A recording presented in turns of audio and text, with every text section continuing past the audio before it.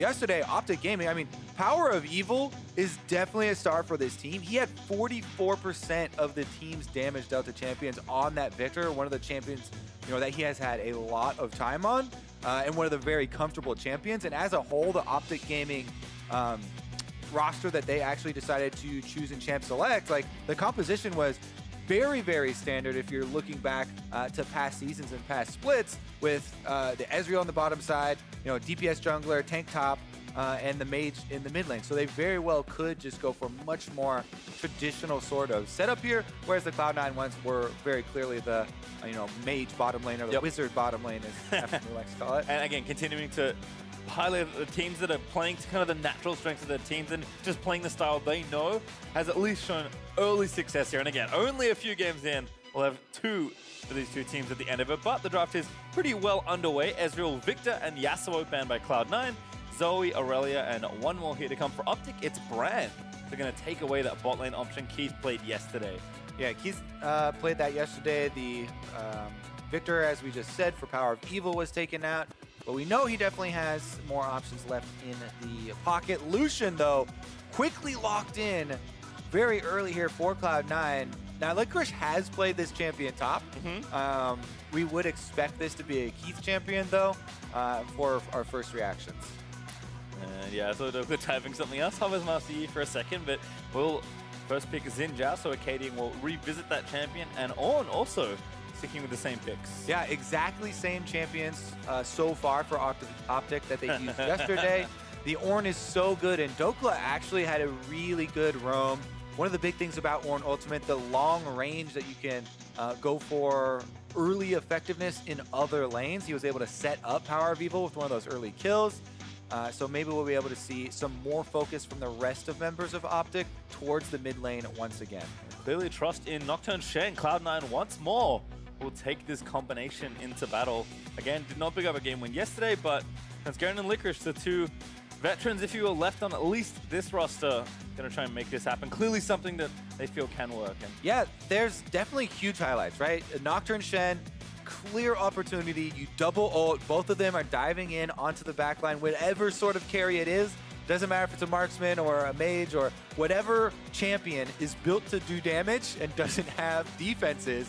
That's the one that you dive with that double combo, and you can almost guarantee being able to kill it, even if it's something like the Lulu, as we did see yesterday. However, Cloud9 also ran into some troubles, and Svenskeren started to rack up the deaths on the Nocturne. One thing about that champion as a jungle champion, yes, you can do super well offensively, but if you do have a bad start, then it becomes very hard for Nocturne to you kind of affect the game in a positive way. He doesn't have defenses where you have a dash to get out, and he kind of has a one-way ticket into team fights where you go back into the back line, try and kill Squishy, and if you don't, then gonna be pretty useless. Yeah, even with Shen helping out, not doing too much else if your first little bit doesn't work out. So we'll see how the rest of the bans move through. Aatrox and Mundo, two surprisingly popular top laners this weekend, will be taken out of the pool. Arrow actually gets a Draven ban pulled in Cloud9's second phase, and now the final ban of this draft is Kai'Sa.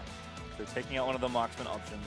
Yeah, they're trying to chip away at the more standard picks here for Arrow. Again, they did play the Ezreal yesterday, but that was banned out in the first round, and they're trying to push them further and further down the tier list and out of the marksmen that are super viable right now. Now, let's see. Varus is still available. That's when the Rageblade route, more AP building. Kog'Maw has definitely been used.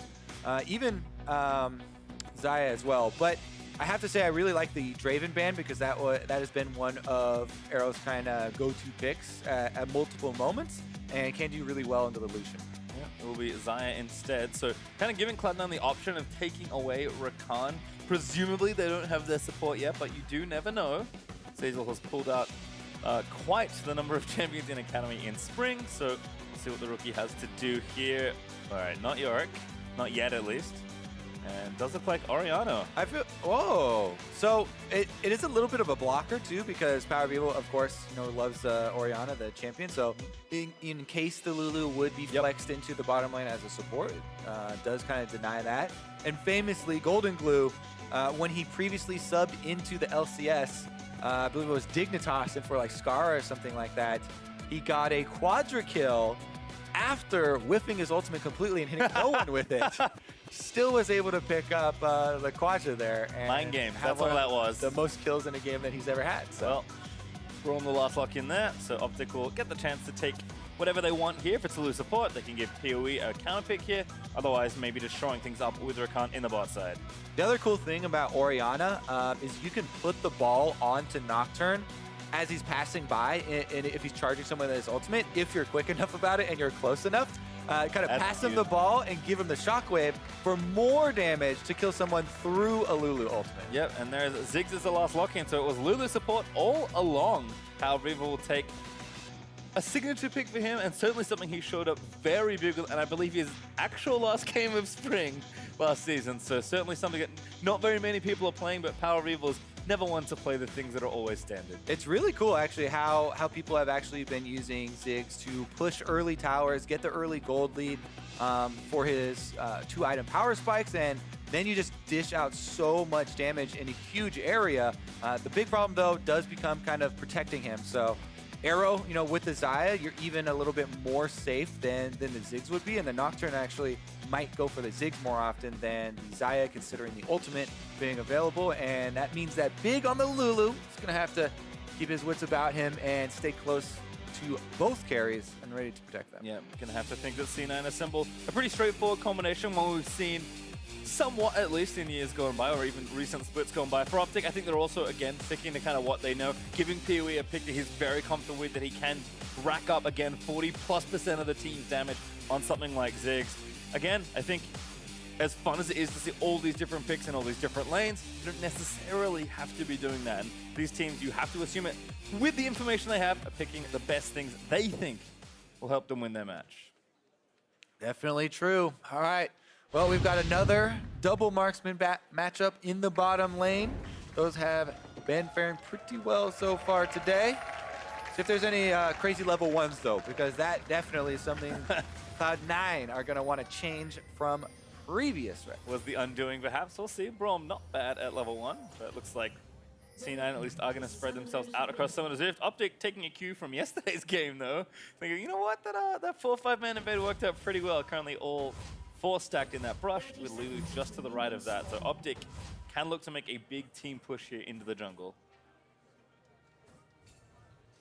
Even if they do, Zeyzal should be pretty well positioned to back off, so probably won't be giving up kills this time around, as Cloud9 with the defensive opening are going to hold their ground, and OpTic don't decide to go for the aggressive play. Yep, Svenskeren does check a brush, or at least a section of it, so knows no one is in there, but no wards being placed. Except for one by OpTic, which I think was placed in the river, if I can see that correctly. So looks like junglers are going to start on opposite sides here. Zeyzal just hanging out right now, right near that ward. OpTic did manage to place. And we'll see kind of how the early game works out for these junglers. I think I'm expecting, correct me if I'm wrong, Kobe, you are of course the jungle expert, but probably farming for Svenskeren and a bit more aggression out of Akaadian.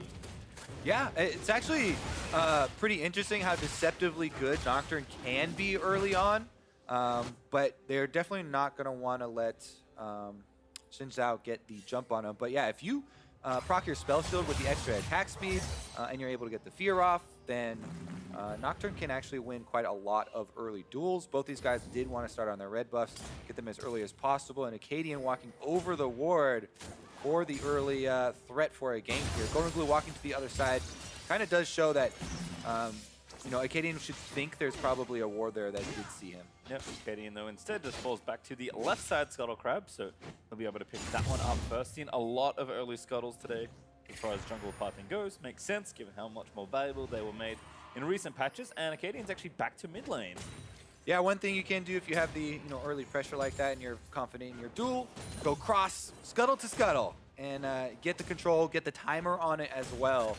Because the early scuttles are, they're pretty good, but keeping the timer for yourself, then you are able to see the gray icon come up and subsequent yellow one to be there for the next ones. We saw Meteos do it pretty well with the Camille last time around earlier on in the day, and that gave him a lot of experience and gold income that he was able to rely upon. Yep.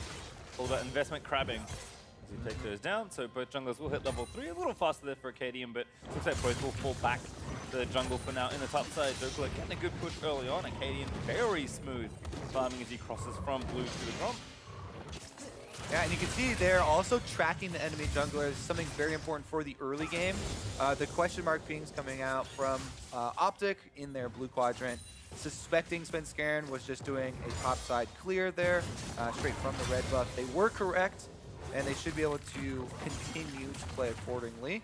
Akaadian now, since he went for the Scuttles early, gets to just back clear his entire rest of the jungle. You can see the early lead already in experience. Going quite nicely for him, even though Svenskeren was able to go back already and get that red smite. So far so good, as although he's just kind of feeling themselves out. OpTic do have pushes in most of their lanes though. I think with powerOfEvil here, it's going to make it all three getting some of that pressure. So Akaadian certainly has the room, whether or not he wants to visit a lane or continue to farm through and reap the benefits of the crabs he took once those timers come back up. But again, certainly expecting Svenskeren to get much more active once he does hit level 6, which is still a little ways away as he does miss that ward with the Scry's Bloom. Yep, plus there's a little defensive vision for himself, and gonna wait on the timer for his Raptors. So that was the first small one to clear. This is a half-hearted kind of pass towards mid, just because he's waiting on the Raptor spawn, by the way. Wasn't really kind of expecting to get anything out of that. Knock-up hits for Dhokla, but Licorice far enough away to not be threatened. Akaadian also moving in, so perhaps a lane gank or a dive being lined up here. Good early aggression from Dhokla on the Ornn. Yeah, he's got him very low. Gonna force him off the turret here and probably deny a minion or two off of this before the teleport channel completes. Nope. Licorice actually even cancels and sticks around. A little greedy, perhaps. He's going to stay around for a while, but we can see Akaadian does channel the recall and get away. Zeyzal pops Unbreakable up against Arrow as they try and get this lane pushing back towards the enemy turret. And Svenskeren using this time to get vision on the other side, but of course nothing to take right now. He's showing some pressure in bot lane, but again, not really the best time to dive. Yeah, his deep vision right now is mostly to try and find out where Akaadian is, because he's waiting on the Scuttle Crab, number 2 here. He wants to jump on it before the Zhao arrives, and he is able to do that just as they pass by here. Akaadian, we found that a little bit too slow there. Svenskeren does get number 2. However, Akaadian still holds the experience lead based on the 2 early ones. Yep, looking actually for Svenskeren now as he moves softly into Cloud9's roadside jungle, even sweeps through and looks for vision, doesn't find any, which is good news for sneaking in. Could try and turn bottom lane next as they're in the middle of the lane, but it's definitely dangerous to go after the Lucian Braum in this position, and you don't want to get kind of separated or surprised if Svenskeren was lurking around as well. Also kind of, I think, thought about mid for a second, but has given it up for now. And looks like he'll go back as his camps do respawn now. And looks like he'll go back as his camps do respawn. Svenskeren level 5, Akaadian of course matching that. As you mentioned, did have the early experience lead, and Licorice actually makes it back with a Tiamat now. So managed to hold on for long enough and not get ganked. To Svenskeren now going to try and return the favor. Yep, Dhokla just goes into the brush to build up some items here. Does get taunted, so there's going to be some damage. For the fear here, Dhokla with the flash ready to go. Does get himself out of the way, has the ulti. Sven thinks about going a bit further forward, but does not want to fully commit to a dive. Yep, and Sven, another kind of half-hearted gank where you know you're not probably going to burn too much, but he's very quickly approaching that level 6 you spoke of, Pastry. Another couple camps should be able to get him there. However, these lanes are not very easy to gank for him. So it's going to be a more concentrated effort for Cloud9 when they decide to use not only the Nocturne ultimate, probably also the Shen ultimate. That's why that Tiamat you mentioned is going to be important. They're going to have Licorice shove out the wave first, then try and make a big double ult play. Because otherwise, you know, Ziggs by himself in the mid lane at half court, kind of difficult to go for. And Arrow on Xayah is quickly approaching his level 6 to have his ult to rely upon as well. Yep, TPs of course for both marksmen as well. Keith has his arrow uses to get back to lane, so it looks like Keith managed to get a back in without using it. He could also join the action, you never know. The ADC is going to go with their TPs. As Sven finds a control that Akaadian put down earlier. Again, just making sure that no vision's really in the jungle. Akaadian will cross the threshold again, but is not spotted this time. Yeah, they finally got some hard information though. They did see the exact location of Svenskeren, so they know he's over here, farming up on the bottom side. That's Akaadian sticking around again for the next Scuttle spawn. That has really been the only big difference and big action has been who has gotten to the scuttles first in this game so far. Yep, Akaadian will make it 3 for 1, I believe, as far as total scuttles taken. Woohoo! Always feels nice as a jungler. Sven, though, put it on a ward. This is a chance. Remember, there's a Shen ultimate, though, and that can cause these to backfire. Here comes Dhokla. GoldenGlue burns the heal, not quite enough, and the bomb is great, but a good stopwatch there by GoldenGlue. Takes most of the incoming damage. Yeah, that is the exact move that Dhokla did yesterday for powerOfEvil. Last time it was on a flashless mid laner. Lulu didn't have the summer available. This time around, GoldenGlue doesn't have to burn his flash, but he does, as you say, burn both the heal and the stopwatch, which is a very important active. Sven invading vision and does not luckily steal the blue buff, so we'll go over to powerOfEvil. Akaadian tanks it up for just a last few hits. GoldenGlue also going to take that time to go back. Already realized that some attention has been drawn to his lane, so it's going to take the time to recall back and grab a lost chapter. All right, everyone gaining access to the ultimates now. This could be where we see, again, the big concentrated play here from Cloud9, where they try and overload on possibly the bottom side. You know, you can go for Lulu there. Probably even a better target than the Xayah. To try and lock them up very quickly, but bottom lane pressure has been kept up fairly well by keeping Zeyzal. Yeah, I took the early levels once Pete with a nice culling. Big damage down there onto the Lulu. Akaadian's there, but he's on top of a ward. The C9, we'll see what they can do with all this information, and the vision from the speed train disappears as well. Svenskeren creeps forward even further. Everything is set up here. Shen is already pushing on top side. They chunked out the Lulu a little bit. They've got Svenskeren down here, so OpTic actually see all of these things coming to fruition. They're like, okay, we're not gonna go for the obvious Shen play. We're not gonna take this fight on bottom side, and they give up all of this damage on the turret, half of the turret life, as well as quite a lot of the minions, but that is the better choice, as the dive would be very strong from Cloud9. Oh, here we go, the combo looking to land up. Good charge though from powerOfEvil as he also flashes away. I think the goal there, 100% from Cloud9, was just burn the flash as well. You can see Svenskeren, he doesn't want an early flash to keep the fear on or anything like that, because it would be under tower and the damage could get dicey. They only use the Nocturne ultimate to burn double summoners off of powerOfEvil, so they don't kind of overexpend cooldowns. And now Cloud9, they actually have a couple of different options to go for with the follow-up plays, because the cooldown there for Nocturne ultimate, even though it's long early level 1, it's not as long as Flash. No, certainly not. So a successful gank, we'll call it there, although first blood still on the table as Keith TP's back down to the bot side. Building up the pieces of a Blade of the Ruined King, and also has his Berserker Greaves finished. Licorice looking for a taunt, lands it in onto Dhokla. Akaadian also here, Sven's gonna see that. Now gonna maybe start doing this in Zhao. Oh, get procced. Flash forward from Akaadian, but Licorice here gonna try and protect him. Good double lockup there from Dhokla again. Looking for that first blood, but Sven trying to shake off all the damage. It's not quite enough, and powerOfEvil contributing as well. Make it to OpTic.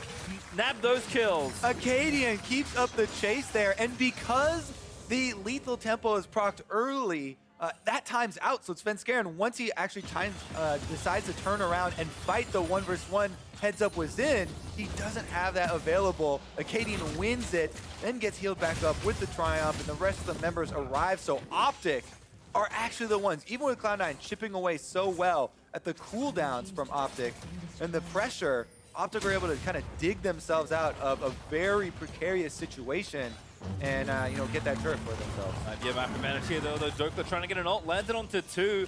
He'd already got first turret gold there in the bot lane after that play. And mid is also looking pretty unhealthy, but OpTic do save it by burning the Ornn ultimate.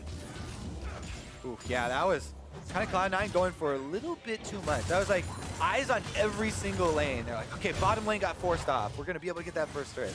Mid lane, flash blown. Top lane, let's go up here. Okay, so there you go. The lethal tempo, that's about to time out. Akaadian goes for the charge. Dhokla knocks him up into the wall.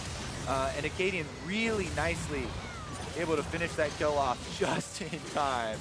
And then Big coming in afterwards there with the Lulu as well for the flash ult. Yep, they were lane swapping the whole time.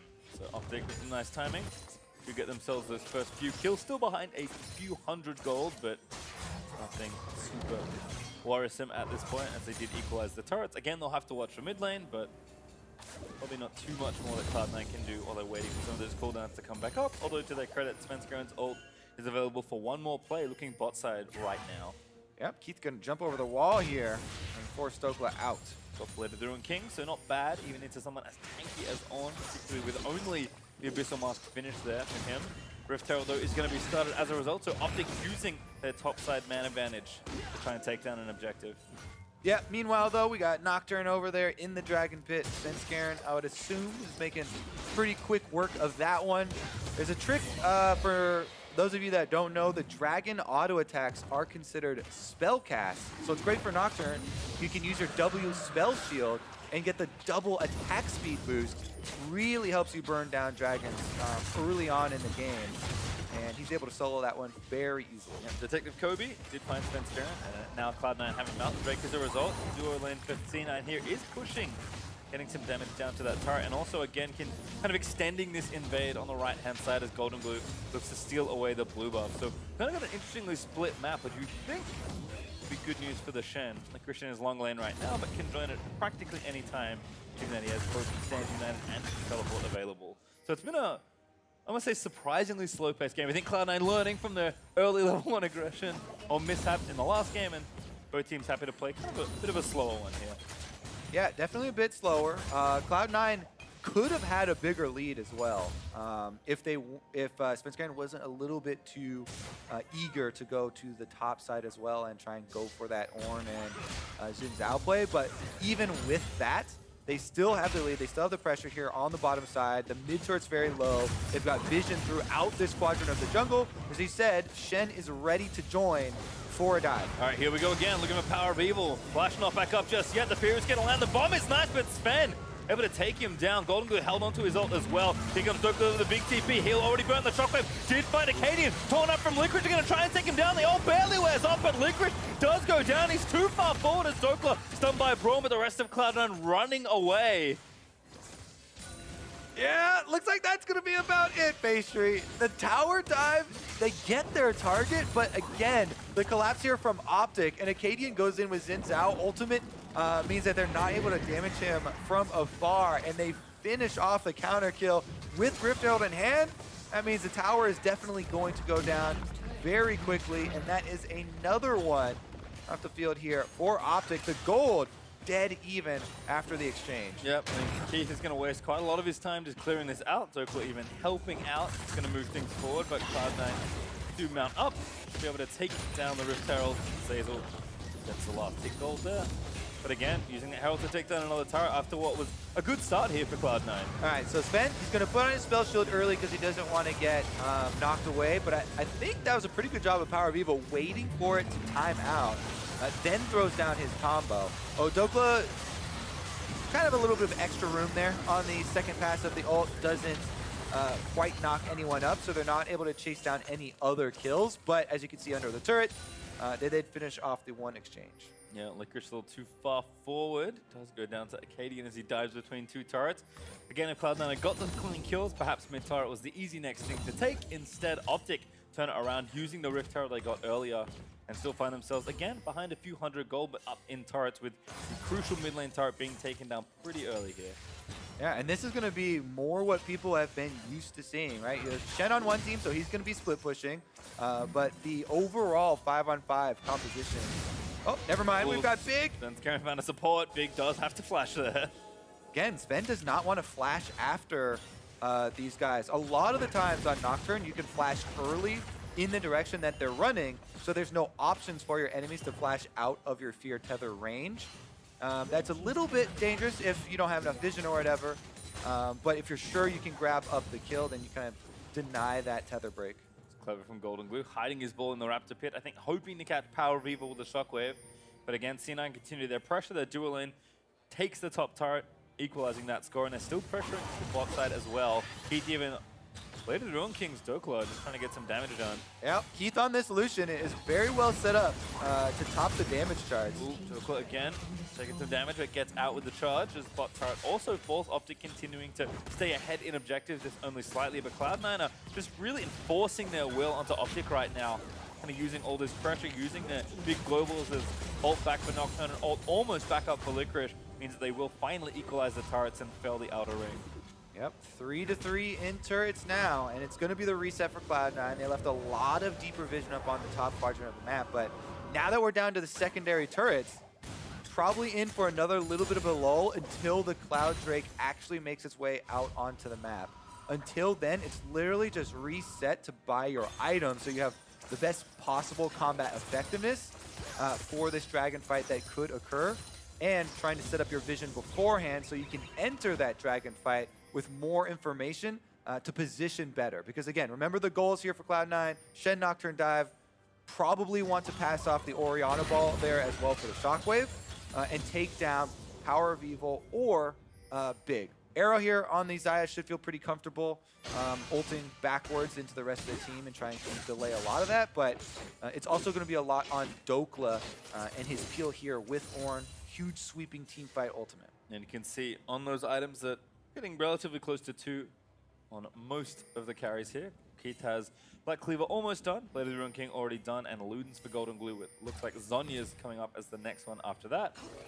But still, Essence Reaver plus the Zeal Death Arrow means he's not doing too bad, and powerOfEvil also has his Seraphs already transformed, working on his second item as well. So whenever this next fight around the Drake happens, assuming we see it, should be pretty close. Again, the gold is still holding only a few thousand up for Cloud9. Well, if you look at the map right now, it's a dual lane top for Cloud9, so they are not going for this dragon at all. They are hard committing to the push on the top side, and they're kind of daring OpTic to split their resources and not answer and go for the dragon, saying, okay, fine, no, send them on down there. We're going to keep Keith and Zeyzal up on this top side, wearing you down, and not decide to come over at all. Because even though AD carries take teleport now, Keith is on cooldown, and there's no way he's going down there. Sven, though. Base checks a little early. Akaadian here. The bomb is good. The damage is massive. But does get the fear and flashes away. Licorice also commits his ultimate. Yep, they did leave the top side unattended for now. So in the end, it might be the exchange we talked about where Cloud9 are going to try and take down this turret. And OpTic are cleaning up the dragon. Dhokla's going to try and push him off, though, so maybe they don't even have to trade. Yep, just buy some time. Has his ult ready if he needs to. Does get stunned, but pretty tanky right now. And the rest of his team's roaming up there. So with the threat of the long range on Horn, I have to think Cloud9 just need to back away. Yeah, they're starting to give up some of the pressure here in the game. Nocturne is a terrible champion for face-checking Fog of War, for looking into brush and being the one to go solo get vision for a team. It's a champion, it's a melee champion with no dash that builds full offense. There's no way you're getting out of there unless you flash. So you can see as soon as Zin jumps on you, he's going to be able to outduel you at this point. And the special comes down, the fear goes down, and the call for a Shen ultimate, in addition to flash, goes down. And those are some significant cooldowns here for Cloud9. Let's see if OpTic can actually punish during this window. Cloud9 and Licorice, though, still keeping things strong in the bot half of the map. Titanic Hydra, Banner of Command are his first 2 items, which should indicate pretty strongly what he's looking to do, at least in the mid-game. Just draw pressure around. And you can see that OpTic have done a pretty good job navigating, defending a lot of their turrets, but Cloud9 is still kind of abusing that Shen to try and get themselves a map advantage, which is so far so good for them. Yep. A lot of wards being spent here around the Baron now as well. Everyone's getting frisky. Uh-huh. Early Barons these days. I mean, having the first ones down there means so much. Because again, the junglers are not going to be the ones that want to do the face check and do the placement. And since the tanks have been constantly splitting here on the bottom side, they are not viable options. Keith and Zeyzal once again pushing the top wave, rotating here into the jungle. OpTic, though, already have more people here in the top side. But Cloud9's dual lane just chilling out. Not trying to get themselves attacked by Zhao. Akaadian maybe thinks differently. They find one control ward. And again, Licorice continuing to push up, and Orianna also getting things pushed up in the mid lane. So OpTic is starting to get a little bit confined against these tier 2 turrets. Cloud9 doing a good job keeping the pressure up and also keeping that vision pretty well lit here on the left side. Cloud9 definitely have OpTic corralled here a little bit, backed into a corner, but OpTic have so much potential damage they can output that it's a pretty dangerous opponent to keep crowd up there. That's why they're being very cautious and tentative when they're pushing into the jungle here. Definitely respecting a lot of the counterplay here from OpTic, because if Dhokla teleports in with an Ornn ultimate, if they don't keep track of all the wards of OpTic and then Ornn gets behind them, that could be very, very scary. Licorice, that's why his job of constantly pushing on the Shen with his Titanic Hydra, with his banner, has been very important. He's pressuring Dhokla in the side lane, continually keeping it moved up, and wearing down on that turret. I'm curious to see what the teams are waiting for as well. Perhaps just the next objective, as the map is kind of stalemated at this point. I mean, everyone's working towards 3 items. Keith about halfway through his next one. GoldenGlue also doing the same. All right, if they're starting to group up here, we got to start going over the champion interactions too. We mentioned the Ornn ultimate, how devastating that can be if you don't keep track of him. It means Zeyzal, you know, kind of one of the stars from Academy for Cloud9 that has been put onto this roster that so many people have been hyping up, and actually multiple teams kind of looking at this guy as an opportunity. It's going to be on him with the Braum Unbreakable to, you know, keep track of the cooldowns, save it to break the Ornn ultimate unless there's something extremely dire that that calls for an earlier one. Yeah, and again, Dhokla just forced to be pulled back down. It's kind of a classic thing in a lot of Shen versus tank matchups. This one no different. Your tank generally wants to be with your team, using that high impact ultimate. Actually going to the source. Causing problems. All right, they decided that the best way to attack this is to just try and kill the Shen. Boss going there, but Dhokla does get the knockup. Licorice is able to get out of the way. And that gives up positioning on mid. All right, still a minion left, but the little caster creep, sorry, melee creep does die. Still enough damage onto that turret is big. Yeah, doesn't want to go too close to the C9 damage dealers. I really like the control here from Cloud9. You know, even with everyone being so skeptical of all the Academy guys being moved up onto the roster here, it doesn't look like they're playing with fear, right? Definitely a lot of control at this stage where Licorice is saying calmly, you know what, I can escape from this, keep pushing on mid lane, you know, make them pay for coming to try and kill me, and they don't even burn the Shen flash. And again, credit to the newer members of this team, right? GoldenGlue and Zeyzal did a lot of work in the Academy team as far as calling shots and navigating everyone around the map, and actually meshing pretty well with their new teammates, despite what I assume can only be some limited practice. So again, these newer players, I mean, Zeyzal, a rookie, GoldenGlue has played before, but has never had truly that much time to play a full split and really make himself known. Ooh. Good on the leadership front there, at least for now, as Licorice starting to get some real work done as he takes down a turret. Yeah, he's got the banner pushing with him with the Titanic, and with all of OpTic at Baron, he's going to start to wear away on this turret as well. So OpTic already really being drawn across the map and not being able to react very quickly here to the C9 setup. Well, it looks like they're just using the time to go back and spend their gold, though. Keith is almost there in item 3, but he TP's back to top lane to keep that shoving. That inhibitor turret, I mean, even though Shen slowly works at it, that thing is almost dead.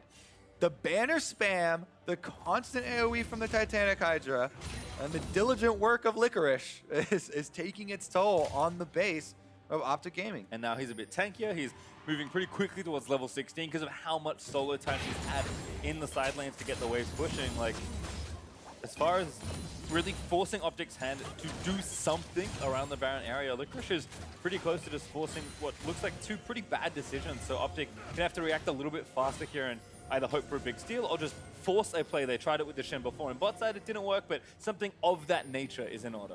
Yeah, and if you look at the tools that OpTic have to hard force a fight, the Ornn ultimate can be countered pretty quickly by Braum Unbreakable if Zeyzal's in position and if he is ready with the cooldown. So then it would have to be Akaadian on Zhao making a risky play to charge in, immediately using your ult so you don't get focused down, and then relying probably on Lulu to keep him afloat there, holding the front line. But it's definitely going to have to be multiple forms here because it's not going to be an easy point and click for them. And Cloud9 are doing a good job of not giving them the openings. Look how clean the map is of OpTic wards. There is one on the top lane, this little straggler boy out here in the top brush that's not really going to give you a lot of value. And this one control ward that, yeah, there he is. The one lone one-hit ward still going strong up there. I think it's a well-named ultimate here for Nocturne. Just because OpTic really don't feel very safe in the dark at all. Again, moving together as 5, knowing they need to push things down, but that gives Mr. Licorice all the time in the world. even without the banning minion, just to push the waves in, deny that farm, and just keep pressuring the turret. And Licorice like, well, no one's here. I'm just going to give it a hit and run away. Maybe 2. All right, now time to leave. Nope, he's committing. Spirit Surgery drops. One more hit. One more hit. One more hit. Oh no, he's messed around. Higher. Backdoor protection kicked in. I'm sorry. Allow to be one more time. See what happens. Yeah, he is going to have to back off though. As soon as the extra resistances come in from those, it definitely is deceptive how long you're going to have to stay around to finish off that turret. And eventually he has to back off, much like the rest of the squad here fighting over red buff. Well, sticking down the lane for a while again. Licorice knows he has so much pressure built up here in the side lane. And there's Svenskeren going to go in, looking for Arrow, actually going to force out the ult. Does get the fear in the sky, but now flashing forward. Ulti's great with the fissure, and Licorice in the mix as Keith does finally take down Arrow. Forced to flash the shockwave, is immune there by the stasis from Akaadian. powerOfEvil already burnt the ulti, and Dhokla very late to this fight. They will get a pick onto Zeyzal. Akaadian is able to take one down, and this actually might be a turnaround here for OpTic. GoldenGlue getting chased down by the Ornn, but OpTic no more chase left. Yeah, so the only way you get out of the Nocturne fear is if you break that tether range. If you were able to use the ultimate and get out of range, then that would break it. But if you, just because you use the Xayah ultimate, it just means you're not targetable. But since the spell has already been cast and it's on you, that's why the fear is still gonna go through. So, you know, Arrow does land back down, so gets taken out immediately. And that is 1 kill over to Cloud9. Not the biggest of victories, and they actually don't get much, you know, from the map from it. So it's not, you know, the end-all, be-all, whatever of this game. But it is a kill, and some more cooldowns going to be out here from Arrow. The flash was blown early, and then the ultimate tried to be used. Really well timed ult from Zeyzal, and again, everyone is piling in, but that Dhokla certainly stopped GoldenGlue. Yeah, and then we had the collapse here, as you're talking about. Zeyzal got very low. They were trying to get the counter kill. Tip of the spear to the face. Close. It's got him. And Trinity Force is now finished for Akaadian, so I was going to mention that his build has kind of taken a while to get things going, but now, feeling pretty good. I mean, much like Nocturne Zimzhao, builds a lot of offense that can't really get out of situations, but he killed him. That's all that matters. Yeah, all his defenses are about the ultimate, where, you know, the ranged champions aren't going to be able to threaten you from outside of that area, and you kind of have to worry about that positioning and the rest of your team playing around you when you go all in. Everybody really waiting, though, for the culmination of all this tension and what is going to happen around the Baron. C9 again have built up a pretty strong lead, but they need to kind of get a few more steps forward to really break it open and have the game get to a point where it's one step away from being finished. And Licorice and that little inhibitor turret down the bottom is kind of the thread of hope OpTic are hanging on to. And one of the interesting changes recently to turrets was that they regenerate quicker. So the outer turret that he got to within 1 hit, as you said, is actually regenerating pretty quickly here, and it'll regenerate up to that 3rd health and require a little bit more time. But again, he has had constant pressure, and especially with the banner just being used, he should be able to get it anyway. Yep, still here now, and I think OpTic a little too grouped as Licorice were able to take this down. Now going to pressure the inhibitor, and now it's time for OpTic to make a very difficult choice. Sending Dhokla over right now, but I don't think he can solo stop Licorice and his banner cannon. Yeah, Banner Boy would probably be able to finish it off by himself, but he's big, gonna run a bit more interference. His powerOfEvil gonna run even more, but Licorice zooming away. Can't catch him. And the rest of the team, while he's doing all of this by himself, pushes up the mid wave, and it looks like they're trying to sweep out, again, all the vision around Baron that OpTic just sacrificed their bottom turret to get. Missed 1 ward there, just right of Zeyzal. Otherwise, complete control of the river here in the Baron area. Oh, tell a lie. Sorry, Kobe. There's one there they'll get, I'm sure, in short order. All right, Licorice back at it again. And this guy, too, remember last split when, you know, they had so much success with him on these carry champions and kind of lacked when he was on the tanks. And people started to get kind of critical. They're like, okay, well, Licorice, yeah, he's super good on the, you know, the carries when people are camping for him, but Cloud9 didn't seem that dynamic.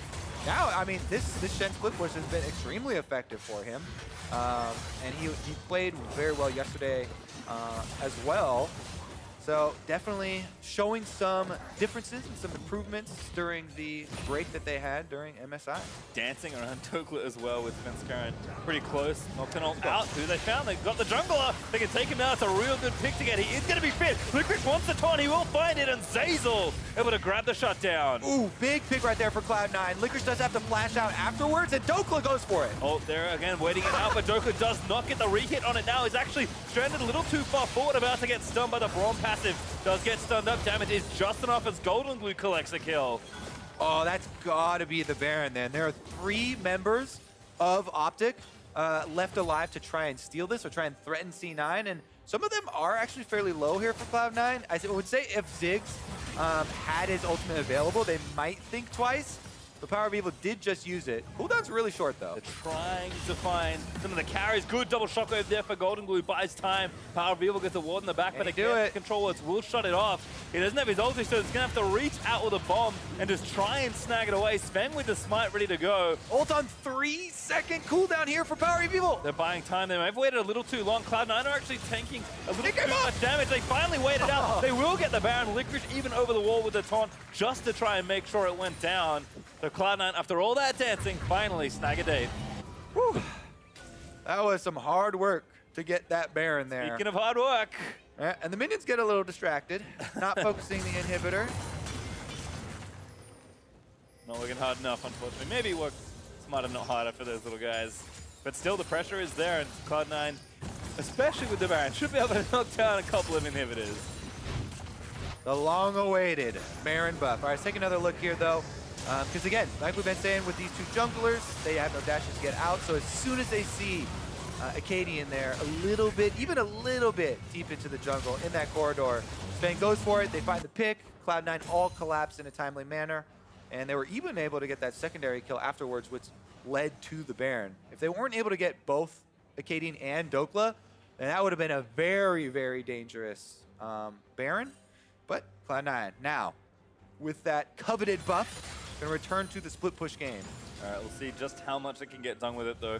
Again, Licorice has basically got the bot in here dead to rights after the work before the Baron, so have to think, especially with a banner minion up here, thanks to Zeyzal's banner of command joining the fray. Yeah, that tier 2 turret was dead. Don't worry about that one. It's these juicy inhibitor ones that Cloud9 are after. OpTic looking to defend. Yep, it's definitely going to be difficult.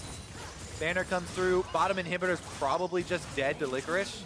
Yep, there we go. Don't even have to take a look. He's able to finish the job once again. And they also have GoldenGlue ushering up the mid lane minions as well.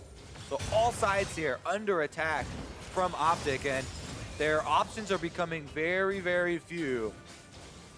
Maybe Dhokla moves over, tries to get an ultimate away from Zeyzal on someone else, go for GoldenGlue or something, but... Ooh. Akaadian jumped in, thought that might spell the end, but Cloud9 don't turn back around for a potential re-engage. Licorice also doing a good job tying up Ornn. I think just if nothing else, if he tries to ult cross map, don't let him reactivate. Cloud9 have been playing very patient this game. Controlled game here from the mixed roster. Looks like they definitely want to put their first win on the board. Akaadian, though, trying to clear out some area to work with here as Sven has been lurking around in the brush.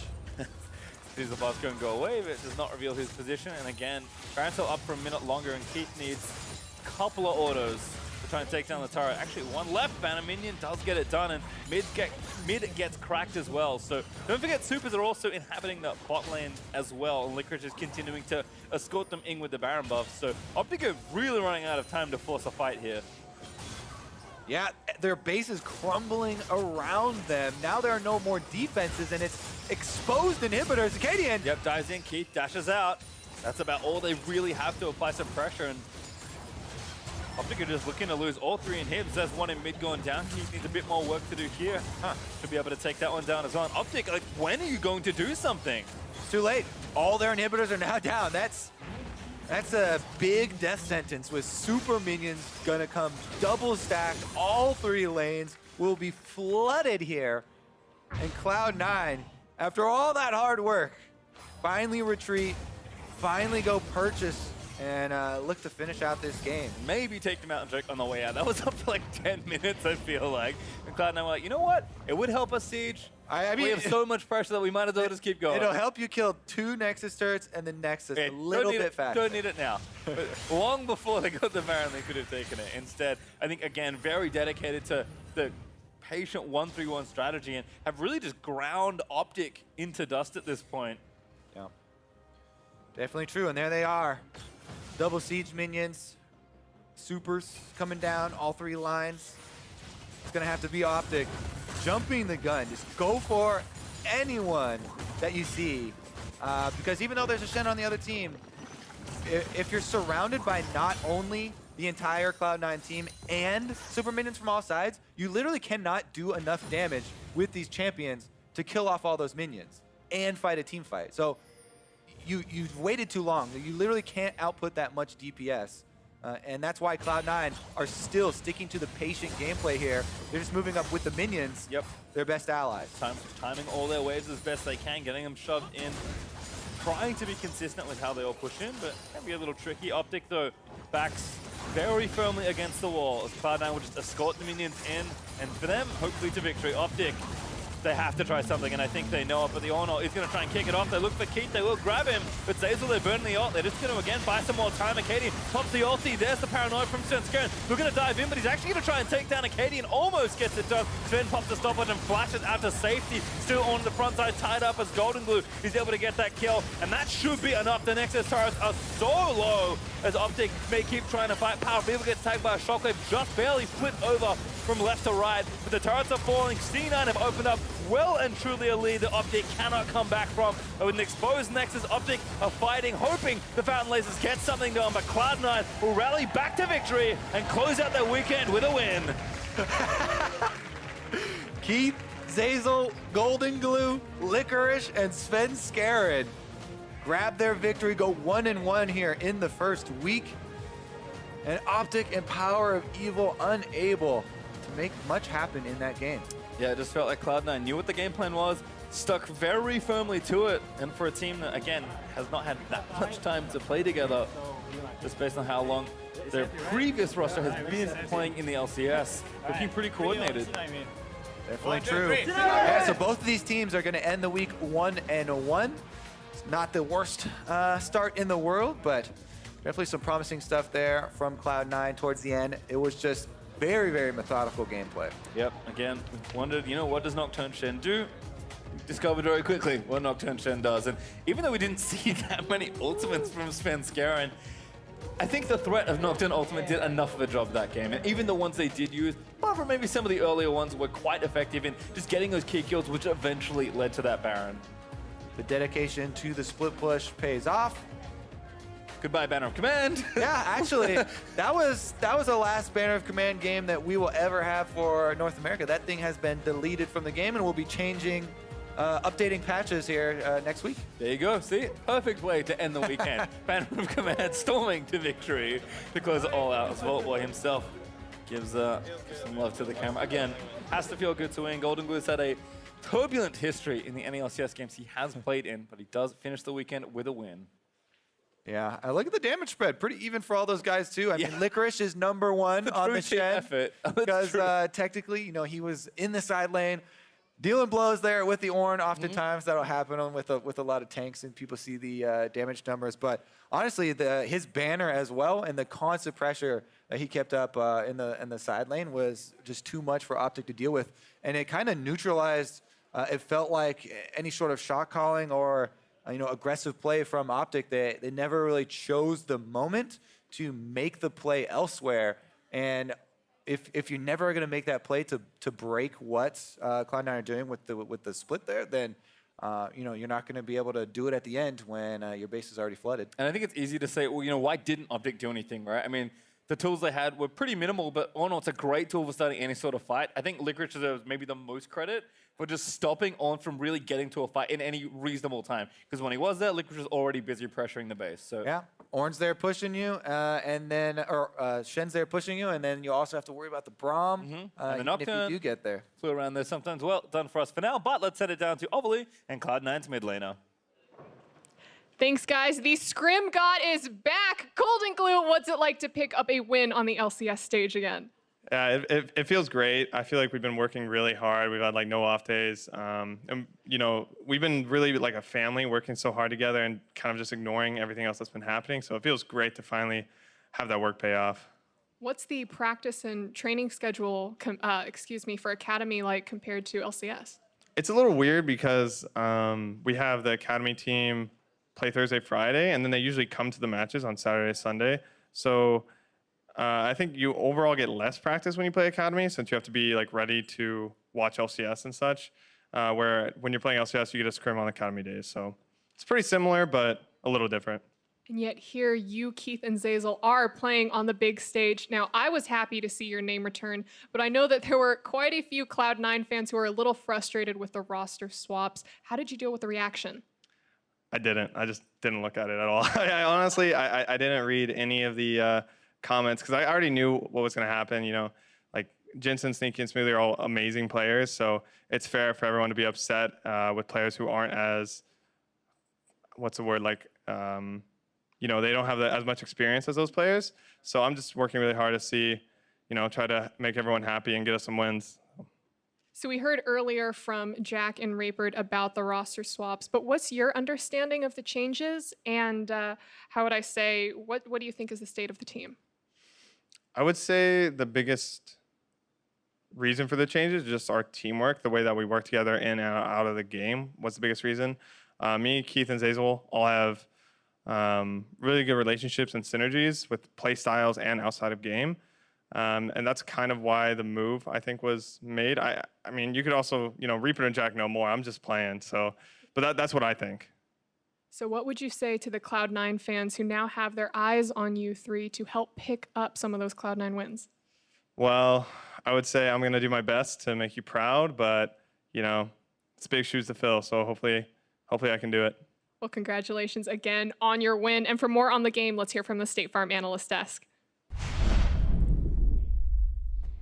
Thank you very much, OpTic. A 1-1 weekend for the Cloud9 boys with the roster swap coming in here on week one. And a lot of people will look at this weekend and perhaps even say could have been a 2-0. And so largely an impressive performance put on by these Academy players as they slot up to the big stage. Yeah, this game was definitely a little slow, much slower than other teams would play, but at the same time, it was also really low risk. They knew the other team didn't have good engage. The only engage they had was the Ornn, which you can block with the Braum, and they knew they could split push to victory, so they kind of just did that. Yeah, I mean, you have Xayah, Ziggs, two really strong wave clear champions in a meta where some people don't pick any wave clear, and then the other team doesn't go and try and go the other direction. They take a pretty similar strategy with Ori and Lucian, so definitely not what we're seeing typically right now, and as a result, you do get this slower pace game. Right, on both sides. Yeah. We saw kind of a difficulty for teams to push advantages forward and ultimately close it out. But I think kind of to some degree what it speaks to, and GoldenGlue mentioned it there, that he has big shoes to fill in terms of not only the names, the superpower, the superstar power of the names that they have to fill, but also the experience. Again, just being in so many situations on an LCS stage that you know how to react and you know how to recover. These guys haven't had that experience, and yet I largely find by looking at them that they're playing that way. Yeah, well, it's interesting. I'd say Zeyzal doesn't have that experience as the LCS rookie. GoldenGlue, over 80 LCS games. Keith as well. I remember I made a video once about whether or not Keith or Wild Turtle should be the starter for TSM. They've never actually been that good on the stage, right? GoldenGlue and Keith, which is why another reason I think it was so surprising and why Cloud9 fans rebelled so much against the changes. They thought that these guys are like known commodities, so to speak. Right. But you can actually improve over time, which is what GoldenGlue and Keith want to prove.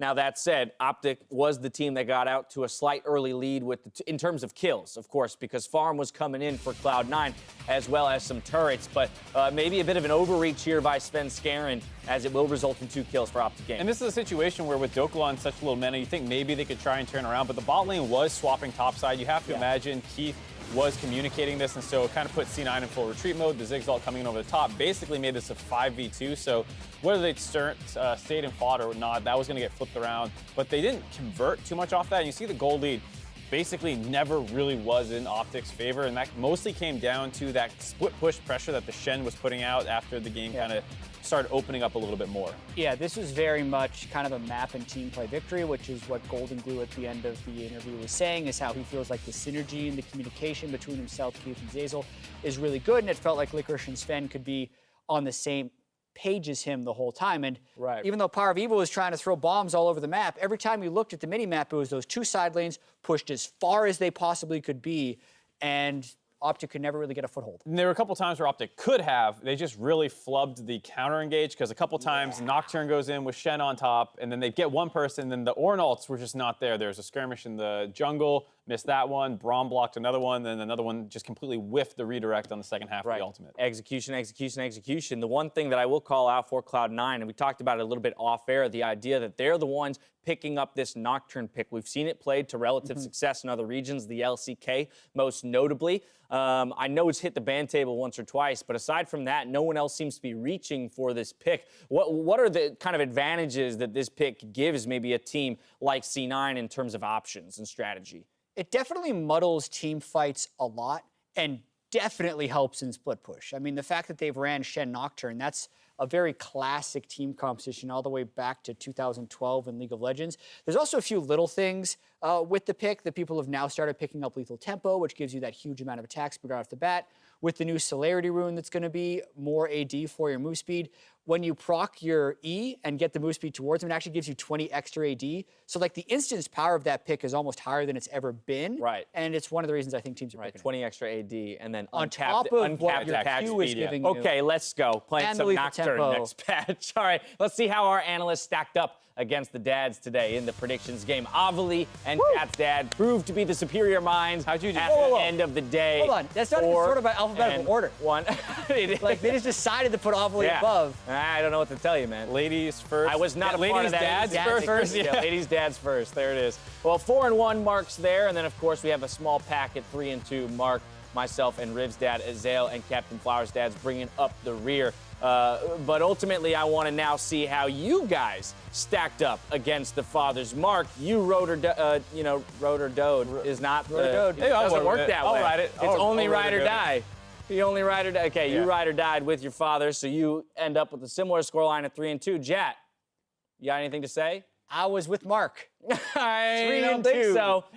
How was your dad? Should have listened to the wisdom of your father. I should have. He was on like, that CLG Jat, man. Come on. keep the faith. That's actually. It actually only works when doing it Jad for you. doesn't believe. If he actually picked that, both him and his dad would have been wrong. That's true. Yeah, that's true. That would have been the way for that would have been the path to victory for us. Either way, thank you to all the dads for playing along, and a very happy Father's Day to you, Dad. I love you. That's going to do it for us here on the desk. Thank you for watching. Now it's time to toss it over to Freak, Zeyzal, and Fox's Huni to break down an exciting Week 1 on NALCS tonight.